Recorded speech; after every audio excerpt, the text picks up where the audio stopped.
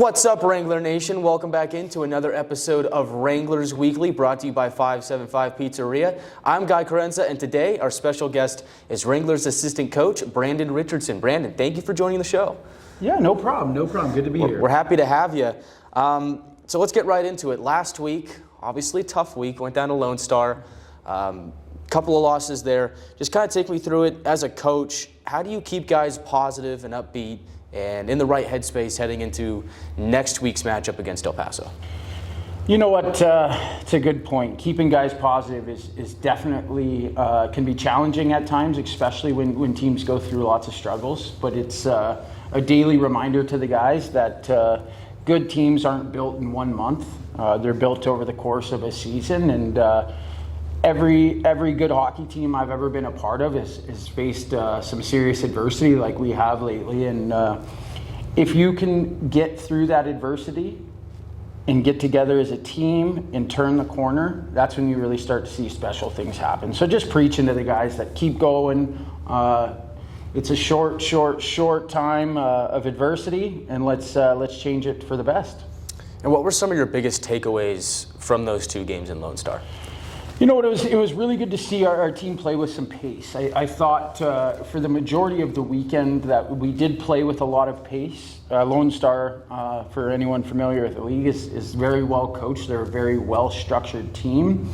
And I thought for the most part we did a pretty good job of keeping them at bay. Obviously things blew up a little bit at the end of both games, but yeah, you always try and take away positives from a weekend, and our guys' effort and that no-quit attitude is something to take away and bring into this weekend. And I think for most fans, you take a look at the standings, you take a look at the schedule. We're 20 games in, if you can believe that. Already a third of the year has gone by. That's absolutely insane. But you look at the first 10 games, Wranglers 6-3-0-1. Of course, not so hot in the last 10. So for you as a coach, just to kind of see where you're at this point in the season, what do you think is the difference from the first 10 games to the last 10 games? Well, you know what? At this level, teams, every team gets better as the year goes on. I think at the start of the season, we got some very, very, very hot goaltending. All of our goalies made some saves that were absolutely highlight reel, night in and night out. And they've still done a good job for us, but if we don't put the puck in the net, it's tough to win. And so with that, we'll transition right into the next series against El Paso. So the Rhinos are coming to town this weekend, and this is an El Paso team that, much like Lone Star, has a low goals against average. Mm-hmm. What do you need to do as a team to kind of get that offense jump-started going up against a Rhinos team that has two really good goaltenders? You know what, when you're going through the adversity like we are right now, I'm a big believer in getting dirty goals, getting guys to the front of the net, making it very difficult on their goaltender, and I think we need to do a much better job of that moving forward. So we've been preaching it all week in practice. Get to the blue paint, be physical there, don't be pushed around, and once you start getting some dirty goals, the prettier goals really start coming and falling in for you. And you're a former pro yourself, and we'll talk about that a little bit later on, but from a player's perspective, obviously with the two back-to-back shutouts, there's a lot of guys that are, snake-bitten right now. From a player's perspective, are you just trying to get pucks on net, or what are you trying to do differently to kind of just shake out of that funk?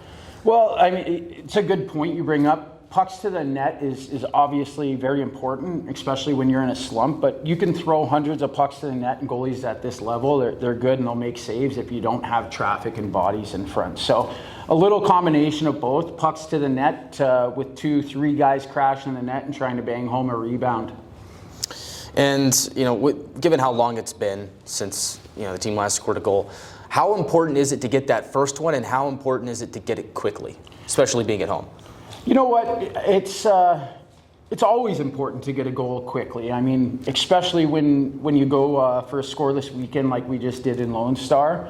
But just keeping the bench even keel and making sure if we don't pop one in that first period that we still believe, we still push, we still do all the things that we preach, like I was saying to you, go into the net and trying to get a dirty goal.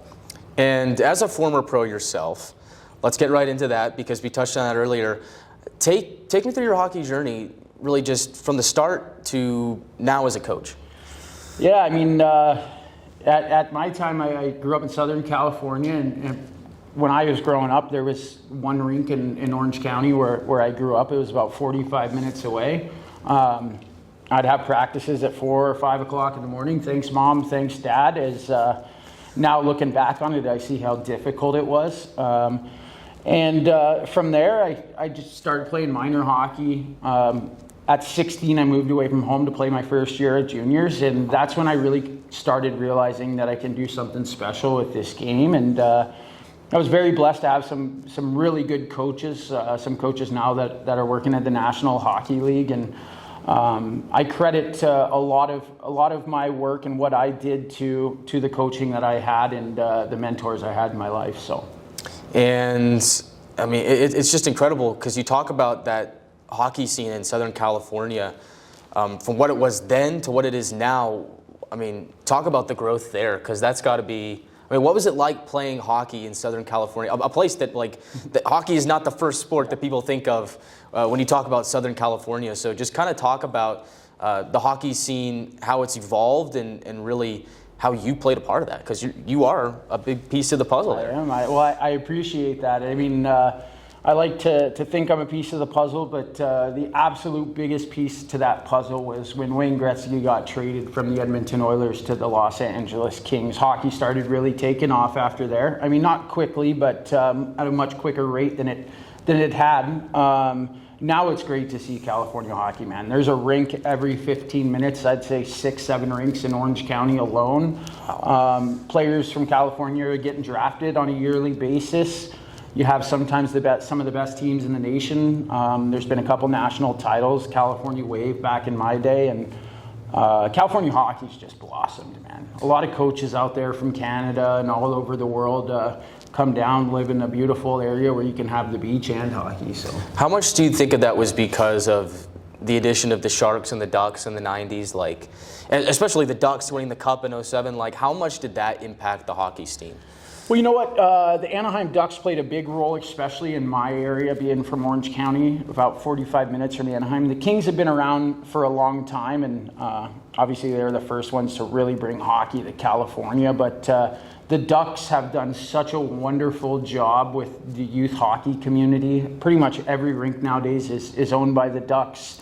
Their players do a lot. Their organization does a lot for the youth hockey community, and it's really special to see how it's grown, especially being from there. So it's interesting that you bring all that up, because we had two players, of course fans are probably familiar, the Ivy twins from Southern California as well. And something interesting that they mentioned to me when I was talking to them last year was they were actually into surfing, and they said that it helped improve their balance. So I'll ask you, are you a surfer? Are you into any of that at all? It's funny you ask. So the hometown I grew up in is called San Clemente. San Clemente is right on the Pacific Ocean, and my dad's email still to this day is hockeyandsurf@gmail.com. So at the age of 4, I got my first surfboard. At the age of 4, I got my first pair of hockey skates. So surfing was definitely a big part of my life for a long time. That's incredible. And would you say that, like, it's improved, like, you physically and with your balance in hockey, like? Yeah, you know what? If any of you have never gotten a chance to surf, it is truly one of the hardest sports there is. It's very hard to just master even standing up alone, and there's nothing better to help your balance. If you can balance on a surfboard out in the ocean, it definitely improves your balance in other parts of your life too as well. It's a very challenging but very, very humbling sport. Oh, I bet. I mean, I've never tried it, and I don't think I'd be very good at it. We'll take you there, guy. We'll take you there. Well, I mean, you talk about Southern California, being from there. Obviously, Amarillo is a much different place than the old coast. So tell me, what have you liked here about being in Amarillo, and how's it been for you so far? I mean, first and foremost, I'd say the thing that sticks out the most with this community is you can be stuck on the side of the road and you'll have tons of people coming to help you. Back home, it isn't necessarily like that. So I would say just the peacefulness of all the people. Everyone says hi to each other. There's great restaurants. You can be everywhere in 15 minutes. And I've truly enjoyed my time here in Amarillo, and would have no problem calling this place my home. You big golfer? I love the golf. I love golf. Any of the courses around here? You know what? At the start of the year, me and Taylor gone out a few times. Obviously, with the season being pretty busy right now, haven't got out in a few months. But Paulo, a little shout out to Paulo Duro Canyon, beautiful little course in Canyon there. It definitely is some good golf around here, and I can't wait to explore a little more. What else do you like to do? What are some of your other hobbies? You know what? I absolutely love to fish. I mean, you're not going to find an ocean near Amarillo, but anything to do with water, whether it's lakes, ocean, there's just something about the peacefulness of being on the water. In today's world, there's so much technology, there's so much noise going on, and just being able to stand out by the water and be in nature and listen to the sounds is definitely a very peaceful place for me. And sometimes when I'm at my worst, I like to get out to areas like that. So are you a big fisherman? Like you go pretty frequently, or? Yeah, yes. I mean, in the last few years, no. There was a time in my life where I fished every single day. I worked about 60 hours a week. I'd go to the Dana Point Harbor and fish from about 10 o'clock till 2 o'clock in the morning. Wow. And get up for work and do it all over again. I mean, when you have a passion for something like, hockey, for example, that's what we're here for in Amarillo right now, right? So you see these kids and they put endless effort into being on the ice. And when you love something, it truly isn't work. It's now, don't get me wrong, this is work for me, but doing something that I love on a daily basis is a pretty special life. No, it's so true. Like I totally agree with that, and I resonate with that in many ways. Yeah. So it is a true statement. It is a true thing. It's interesting because last week we had Sal Serrato on here, and he was talking about his 7-pound bass that he caught in Missouri. So I'll ask you, what is your record fish? What's your best catch? You know what? Sal's definitely got me beat on the bass. I've done a lot more ocean fishing than I have lake fishing. There is bass in the ocean: sand bass, calico bass, white sea bass, black sea. There's a lot of bass. But I would say my record fish is from Doheny, where I was telling you about before. I caught a leopard shark. Caught a few about 6-foot leopard sharks. I didn't weigh it, but I just estimate 60, 70 pounds. Oh my gosh, that's crazy. Like, is that tough to reel in? Like, you got to have some real upper body strength to bring in something like that. That's crazy. Every fish is different. It takes some time with leopard sharks. They're known to go on 2 long runs. There's just something that it does for me when you're sitting there, you're holding the rod, and you just hear your line peeling out. It truly is I can feel it right now talking to you about it. That's crazy. So would you say that too, like helping your upper body strength with fishing, would you say that also helped you while playing hockey too? Or was that something like you did more so like before your playing career, or did you like do it throughout? Like, did it help you at all? You know what? I will say that it helped me, not necessarily on the strength thing, even though pound for pound fish are probably one of the strongest animals out there. It's truly incredible what a 5-pound bass or 20-pound fish will do. But I would say it helps me more along the lines of in between the years. Mentally, it was just kind of my sanctuary, my calm, and then it definitely helps you move on with life. I didn't realize we had so many big fishermen on this team. I was talking to a Mills. He said he liked fishing. Sal said he liked fishing, and now you. I'm gonna have to get some tips from you guys. Team bonding. We're gonna have to go on a fishing trip sometime. So back to hockey. Of course, you played college hockey. You played pro hockey. Through all your entire experiences, what is one story or one memory that stands out that you're able to share with us here today? What is your favorite memory or favorite story from that? You know what? It's I definitely have hundreds of stories. I would say my favorite story that I ever had was when I was playing at University of Nebraska, Omaha, and it was Parents' Weekend, and my family came up. My brother Gabe, who has Down syndrome, who's my oldest brother, my parents, my aunts and uncles actually came up for it too. And you get to walk out on the ice before the game with your parents. And while the crowd is there, it's just before the start of the game. And I'll never forget walking out with my parents, and my brother Gabe was so angry, yelling down the tunnel, "It's all about you, Dad. It's all about you, Dad." And It is just a story and something that sticks in my head the rest of my life and something we talk about almost on a monthly basis at home. Wow, that's funny. Did you kind of just chirp him a little bit every time? Just, Yeah. hey, you remember that thing at Omaha? Or? Yeah, we talk about it truly all the time. It's kind of a running joke in the family. It's all about you, Dad. It's all about you, Dad. That's funny. And we actually got to see your brother here a couple of weeks ago. Did he enjoy the game? He did. Yeah, he absolutely did. I mean, he's so high functioning and he understands the game of hockey so well. I mean, he's played NHL from the start of time when they made that, and he gets the newest one every single year. And it's funny, competitiveness runs in the family, because on the game we won, he was so happy and cheerful, and the game we lost, he was down in the dumps for 3-4 hours. So it definitely runs in the Richardson family, and excuse me, without them, I wouldn't be blessed to even have this opportunity to coach and get into the sport. Yeah, that's awesome. And you were a champion in the USHL. Did you play only one season in the USHL? I was looking up your elite prospects. So yes, one season and you're a champ. What kind of experience was that? And how does that help you as a coach, knowing what it takes to bring home some hardware? You know what? It definitely brings a different level to the coaching aspect. I was lucky enough my last 3 years of junior hockey. I won 2 championships in Pembroke, Ontario. Sheldon Keefe was coaching me at the time. Oh, wow. And then I won a USHL championship my 20-year-old year in Indiana. And being a part of a winning team is just something so special, and memories that you take on the rest of your life.